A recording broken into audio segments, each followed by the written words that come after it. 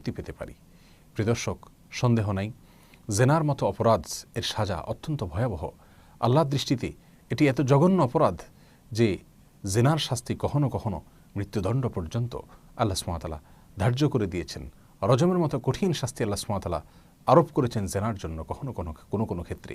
অর্থাৎ কোনো কোনো ক্ষেত্রে জেনা এটা মানুষ হত্যা করার মতো অপরাধ। এই অপরাধে যদি আমাদের জীবনে কেউ আমরা লিপ্ত হয়ে থাকি, আল্লাহ মাফ করুন, এক বা একাধিকবার যদি কেউ জেনা করে থাকেন, তাহলে সেক্ষেত্রে সেই জেনা থেকে তওবার জন্য অন্য সকল অপরাধ থেকে তওবার যে শর্তগুলো সেগুলো এক্ষেত্রে প্রযোজ্য। অর্থাৎ এজন্য প্রচণ্ডভাবে লজ্জিত হয়ে অনুতপ্ত হয়ে আল্লাহর কাছে সবসময় লজ্জাশীলতাকে প্রকাশ করে আল্লাহ সুবহানাহু ওয়া তাআলার কাছে মাফ চাইতে হবে, ক্ষমা চাইতে হবে এবং তওবা করতে হবে, তওবায়ে নাসুহা, অর্থাৎ খাঁটি তওবা করতে হবে যেন সেই অপরাধে আর জীবনে কখনো ফিরে না যাওয়া হয়।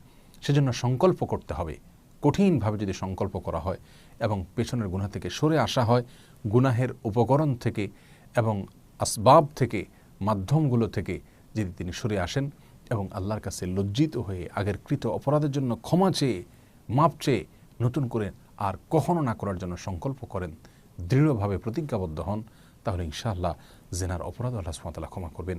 আল্লাহ সুবহানাহু ওয়া তাআলা কোরআনে কারিমে অত্যন্ত পরিষ্কারভাবে জানিয়েছেন, ইন্নাল্লাহা ইয়াগফিরুয যুনুবা জামিআ, এমন কোনো অপরাধ নাই আল্লাহর জমিনে যে বান্দা যদি লজ্জিত হয়ে ফিরে আসে তো আল্লাহ সুবহানাহু ওয়া তাআলা সেটা ক্ষমা করবেন না। এমন কোনো অপরাধ নাই। শিরক সবচেয়ে বড় অপরাধ, সেটাও যদি বান্দা তওবা করে আগেকৃত শিরকের জন্য আল্লাহর কাছে লজ্জিত হয়, আল্লাহর কাছে লজ্জিত হয়ে মাপ চেয়ে সে ফিরে আসে আর কখনো করবে না বলে সংকল্প করে, তার ভুল সে বুঝতে পারে, তাহলে আল্লাহ সুবহানাহু ওয়া তাআলা শিরকের মতো অপরাধ পর্যন্ত মাফ করে দেন। অতএব শিরকের মতোই জেনা সহ অন্য সমস্ত